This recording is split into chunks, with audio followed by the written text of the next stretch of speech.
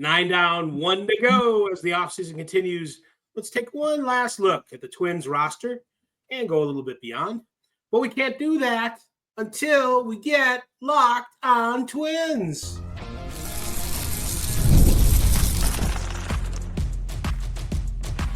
You are Locked on Twins, your daily Minnesota Twins podcast. Part of the Locked On Podcast Network, your team every day. Hello again, everybody. And welcome back to Locked on Twins, your daily go-to destination for the top Minnesota Twins insight, discourse, analysis, what have you. Personally, it's my favorite show of the Locked On Podcast Network, which brings you, by the way, your team every day. I am co-host Dave Brown, a professional ball writer since 1998, a BBWA member since 2012, and a Baseball Hall of Fame voter since last year. This is my second year. Please follow me on Twitter at AnswerDaveBrown if you like. You can also find me on Blue Sky at AnswerDave. No Answer Dave Brown there, just Answer Dave. So, yeah. Across from me in cyberspace is Brandon Warren, a Twins watcher for about 30 years, who not long ago covered the team on a daily basis professionally. As a professional, he asks that you elevate the discourse with him on Twitter at Brandon_Warren with an E. Here's what's coming up on this podcast. The Phil Miller column.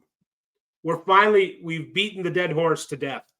Looking at every Twin, either on the roster or recently on the roster, who stands a good chance of coming back or still might come back. Who we got this time? We've got Trevor Larnach. We've got Manuel Margot. That'll be fun. Austin Martin. Emmanuel Rodriguez. And Matt Wallner will wind us up, finally, this long, strange trip it has been. Before we do that, I need to ask Brandon, who's bringing us this show?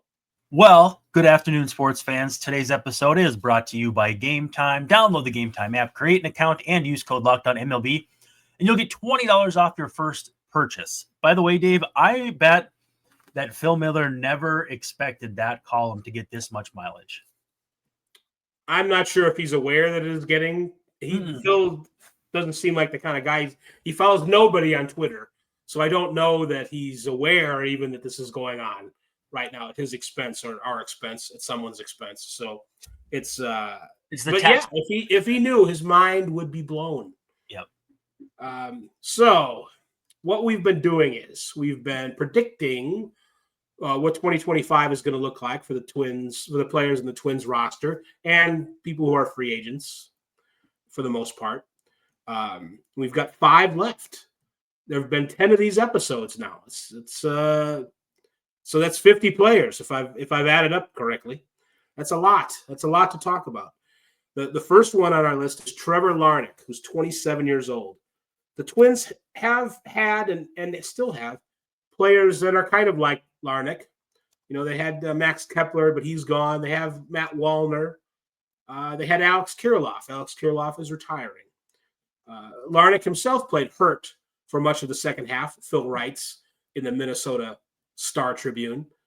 I don't know how, weeks ago at this point, which may explain why the Twins seem so hesitant to commit to him as a long-term regular. But he made real progress in the strikeout rate and on-base ability. His contract, he's arbitration eligible first year, so, you know, a little green.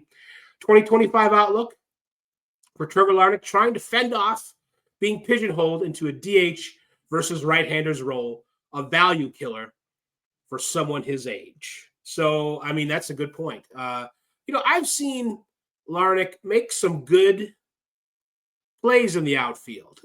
You know, his defensive metrics aren't great, but you could put him in left field every day, I think, or most every day, and it would be okay. He doesn't seem to have an ability to at least be neutral against left-handed pitching, so that's really going to hurt him, maybe even more than the defensive thing. Do you think the Twins have gotten the most that they can out of Trevor Larnach already?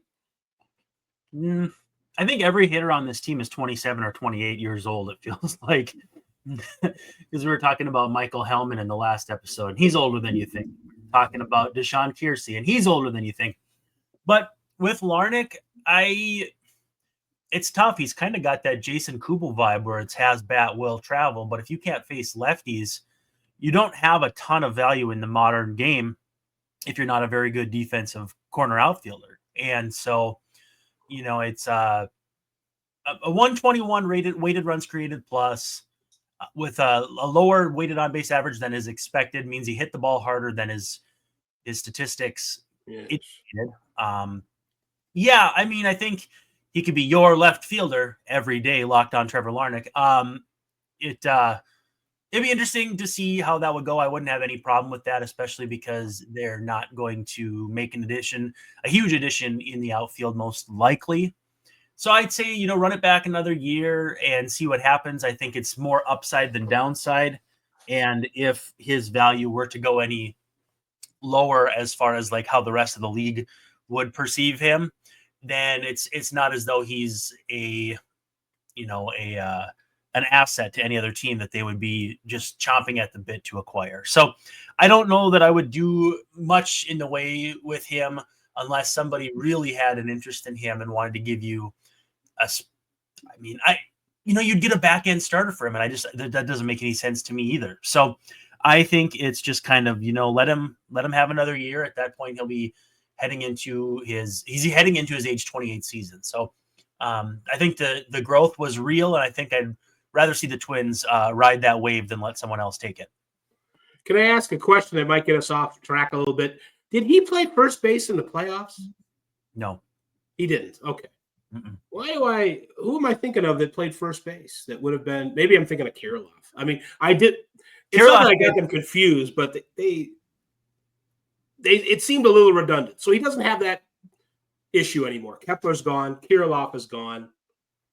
Larnach is his own man. He doesn't seem to show a penchant for being able to hit lefties. Right. He's got zero. He's never played first base in the regular season, and I just kind of embarrassingly asked if he had played in a playoff game. I don't know why they would have done that. That's not very Rocco-like, but I must be thinking of Kirilloff whiffing on a short hop to first base. Yes. Was that was against the Astros, right? I mean, that was it was part of the series when I wouldn't say it turned. It was never really in the Twins' favor, I don't think. But yeah, it was a key play, to be sure.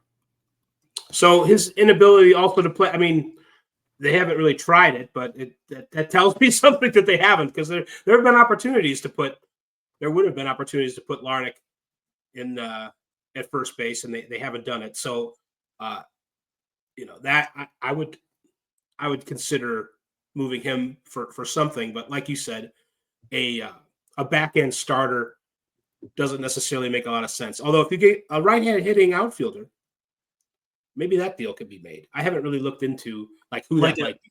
A similar type of right-handed, Yes. If someone's looking for a switcheroo. Are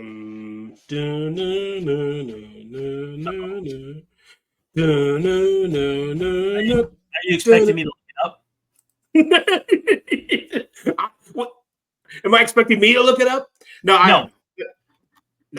I'm not. I'm just saying. I thought maybe you were, though. So that's I am. No, I am.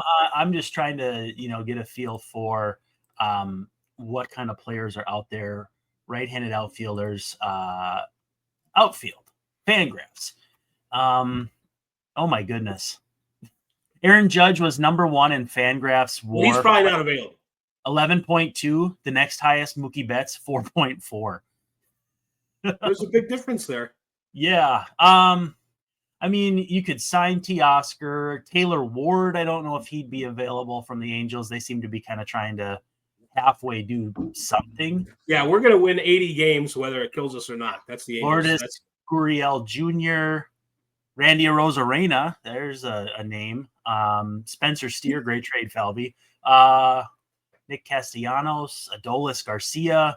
Not a ton of quality out there from those guys. So, I'd love to get Arozarena. I don't think they're gonna, but he did not hit well last year. and did not do well really with the Mariners. I know this because he was on my fantasy team, and I didn't win. It was probably his fault, actually. I'm going to send him a letter. But Randy Arozarena would be great on the Twins, I think. I think that's, but we're not in the business of adding that kind of salary, I don't think. So he's probably going to cost $20 million. He's not a free agent, though, but he would cost $20 million worth of stuff to trade for at this point. And the Mariners are he's probably a Mariner. So Trevor Larnach in the books. Manuel Margot, hopefully he's in the history books.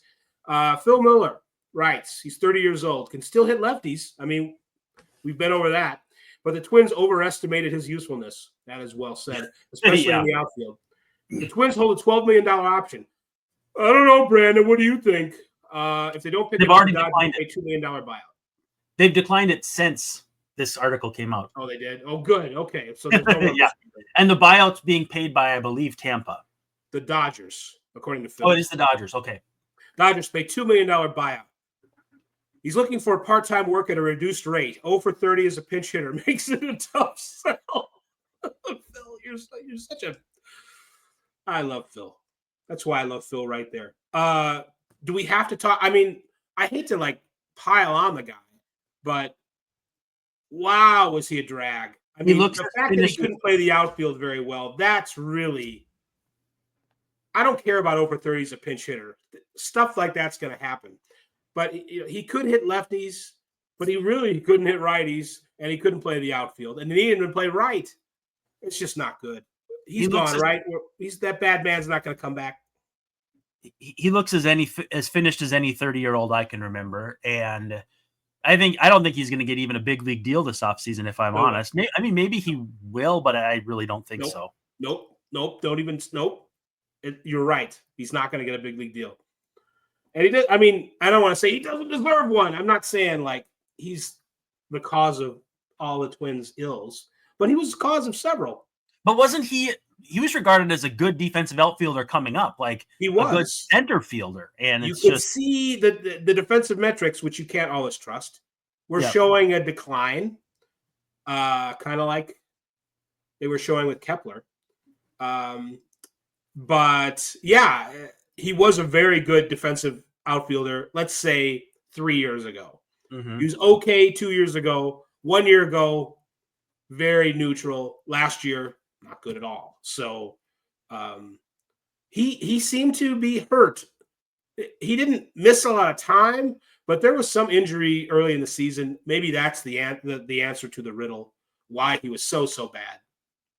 And hopefully – I hope he's healthy going forward, but with someone else, maybe even overseas, just so there's no temptation to bring him back.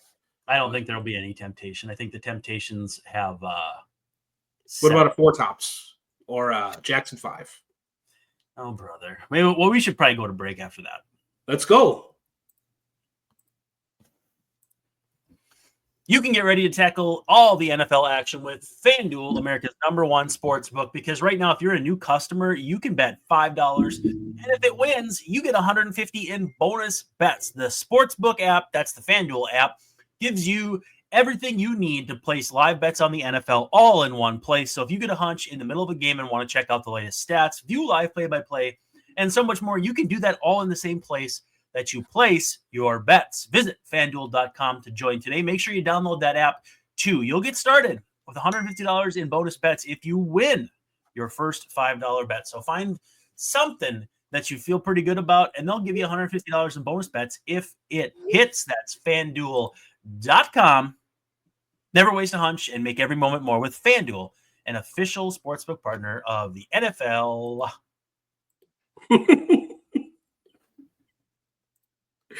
The NFL. Oh. Okay, so we are doing the predicting 2025 fates, part 10, final part.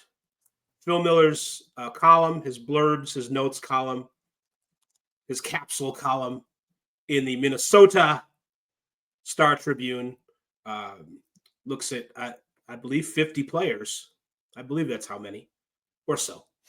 And we have done in our show so far, Mr. Trevor Larnach, Mr. Manuel Margot, and now we move to Mr. Austin Martin, 25. Phil, he can nail. Sometimes, like I said, I didn't like some of his blurbs, but this is a good blurb. This encapsulates Austin Martin's season and his future. Twins are divided about his future.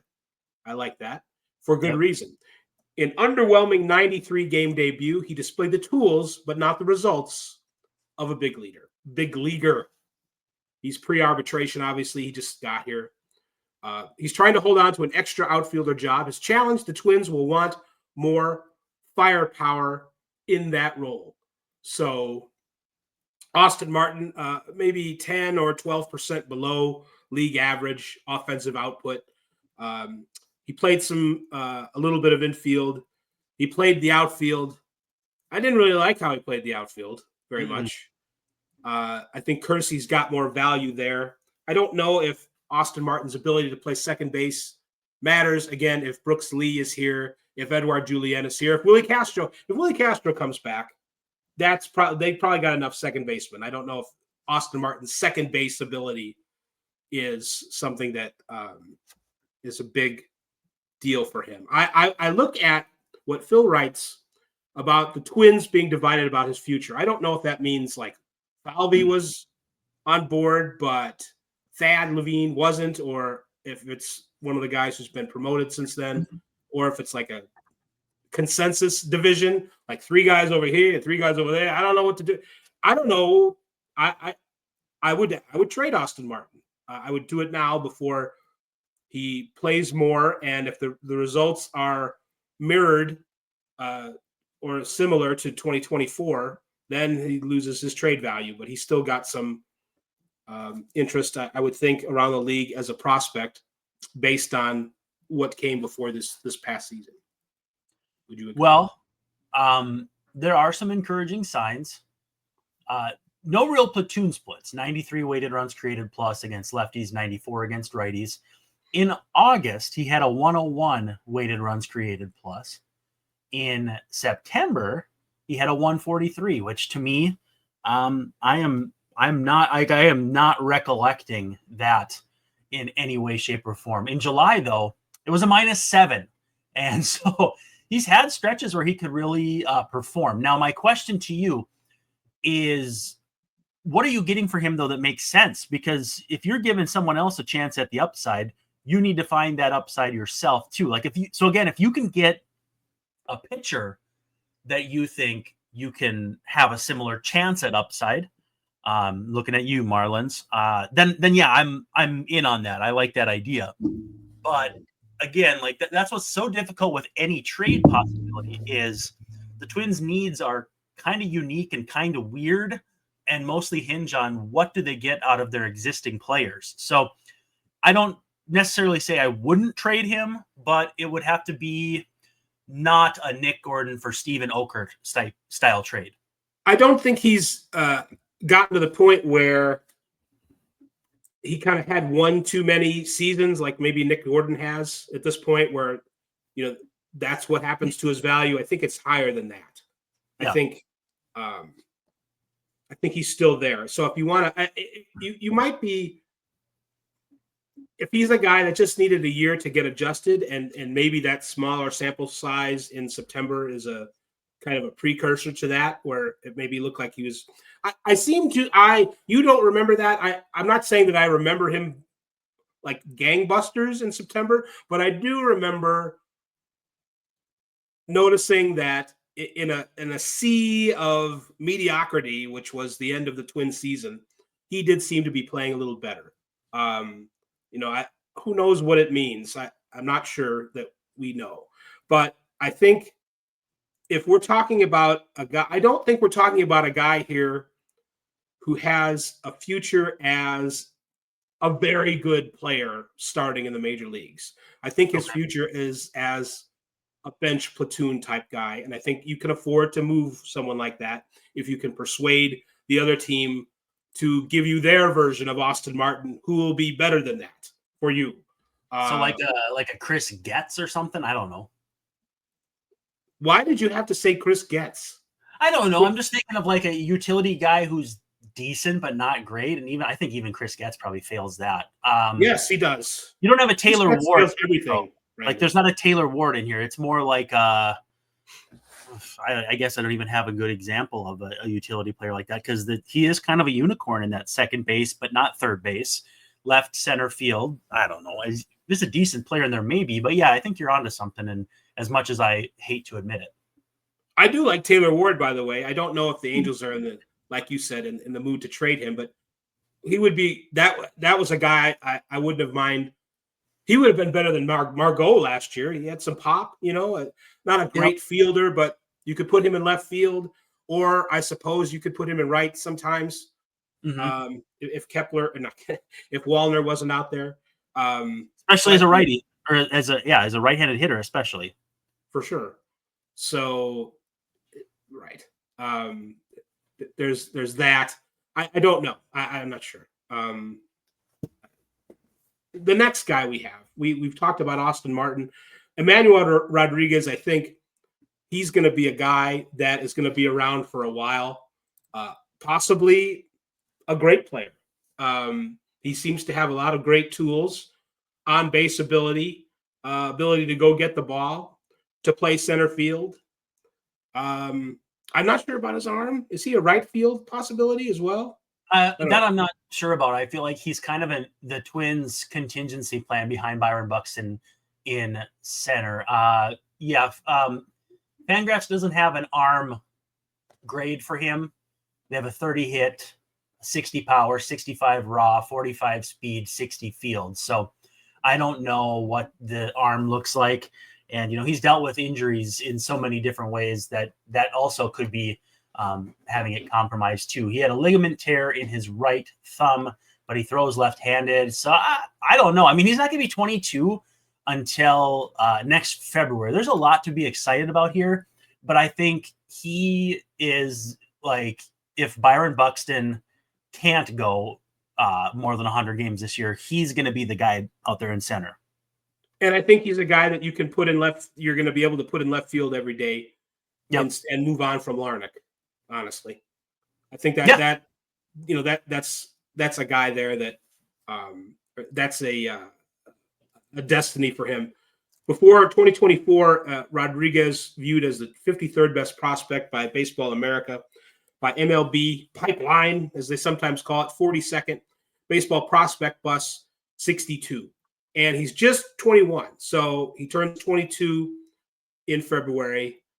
He might need a little time in AAA, and that's fine with his, like you said, he hurt his thumb.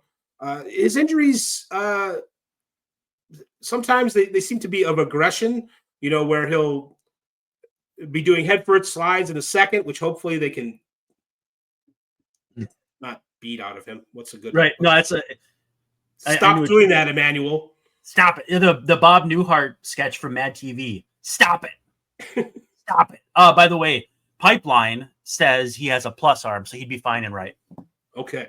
Maybe that's subject to change, but I don't think so. Subject to change. So this is one of the better prospects in the league. I wonder if he's underrated a little bit on these lists, and we'll see. I think his results, he OPS'd to verbalize it, over 1,000 last year. He didn't play a full season because of these injuries, but he did get to St. Paul. He didn't, he had like a 30 plate appearance taste at St. Paul. Do you remember his home run? I think so. Well, remind me what happened. Inside the park grand slam in which Guardians outfielder George Valera maybe had just like a crazy leg injury. Well, I wonder if it was George Valera, but I can't remember for sure. But it was one of their better outfield prospects. One thing I like about Emmanuel Rodriguez: 42 walks, 46 strikeouts. That's great. That's great. We don't have enough players like that in the league. So I don't think he's a guy that doesn't have a huge strikeout number, but he'll take pitches like a patient, like Aaron Hicks. Well, Aaron Hicks, or I'm blanking on Edouard Julien. I was going to say Edouard Julien has a problem taking too many strikes. I wonder if Emmanuel Rodriguez also is a guy that might take too many strikes sometimes. Yeah. That could be, sometimes they call it passive. That could be a downside. That was a Hicks issue too. By the way, let's table this for a quick second. We got to get through one more ad, and then we'll finish this off. Hurry. Well, we love our friends over at Gametime and that Gametime app. And you went to a show on Friday, and you can do that on Friday night, Saturday night, Sunday nights, any night of the week. You can get on Gametime and find events that you didn't even know were going on. Just thumb through your local market, and there's all kinds of different venues and all kinds of different events, whether it's a sporting event, a comedy show. You can go to the symphony if you want to see the orchestra. I mean, all kinds of stuff on Gametime. Again, download that app. And if you're like me, toggle that all-in pricing, because you want to know what you're going to pay at the beginning of a transaction so that there's no surprise at the end of the transaction. None of that bait and switch like the other guys. You want to make sure that you have that toggled on. And I know I talk about this every single time, but the panoramic seat view, I like to know what I'm going to be up against if I'm sitting at target center and know which direction I'm going to have to look to see the court. Now, usually it's forward, but I digress. So those are my favorite parts. It is the lowest price guarantee too. If you find a ticket cheaper elsewhere, they'll give you 110% of the difference. And your purchase is covered with the most flexible customer service policy in the game today. So take the guesswork out of buying concert tickets with Gametime. Just download that Gametime app, create an account, and use code LOCKEDONMLB, and you'll get $20 off your first purchase. Terms do apply. You got to check it out.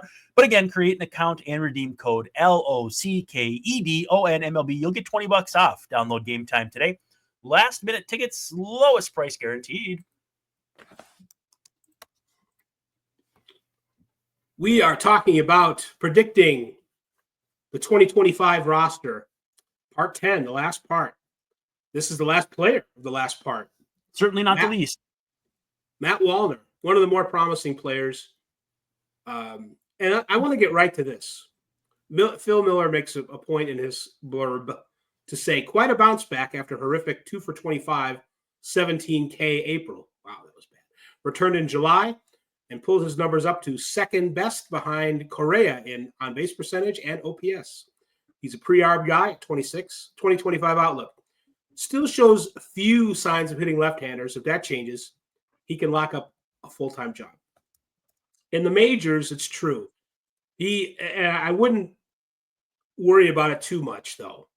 He showed signs. He's got some decent minor league numbers against left-handed pitching. It's happened before. I'm very encouraged by this. In 2022, 185 plate appearances. Wallner, 257, 378, 533. That was a better slugging percentage than against right-handed players. Wow. In 2023, that was 2022. In 2023, 239, 326, 522. Again, that's 2 years, and I think 2019 was like that as well, really early in his minor league career, of him being able to hit, not only get on base, but slug against left-handed pitching. I think they need to be very patient with Wallner in right field and play him every day to start the season. Now, as we've seen, slumps can deteriorate into something really bad, and maybe he's not going to hit against lefties. But I think if you look at, there is a history there. It's, people are like, well, you just got to give him a chance against lefties and blah, blah, blah, blah, blah. Well, they've given him a chance against lefties in the minors, and there is a track record of Wallner being able to hit them. Not last year, 2024. Now, remember, last year was kind of a funky thing because he had that awful start that Phil Miller referenced, and he didn't hit against lefties even in the minors in his bounce back time down to AAA. But I think there is some there against Wallner, and that would make the guy. If Matt Wallner can hit lefties, we are talking about, maybe not Kyle Tucker. That would be too much, but just a shade below Kyle Tucker, and that's pretty good. I'm very excited about his future. I think he's going to be a great one. I do. The kind of guy who could command $20 million annually on the free agent market. Well, don't say that. Now you're going to ruin it. The poll heads are going to be like, what? How much? Well, they won't be here when that happens. Yeah. So he very quickly here through April 15th was hitting 080, 273, 240. He came back up in July, almost 3 whole months in the minors. And then in 62 games, the rest of the way, 282, 386, 559. That is a per 162 game average of 31 homers, 86 RBIs, 204 strikeouts, 42 doubles.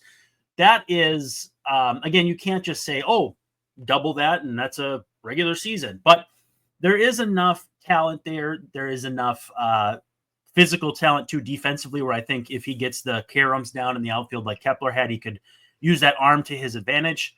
I mean, maybe Emmanuel Rodriguez is the future right fielder, but I like Matt Wallner in that spot to start this year. And put him in there, hit him sixth, and get ready to go.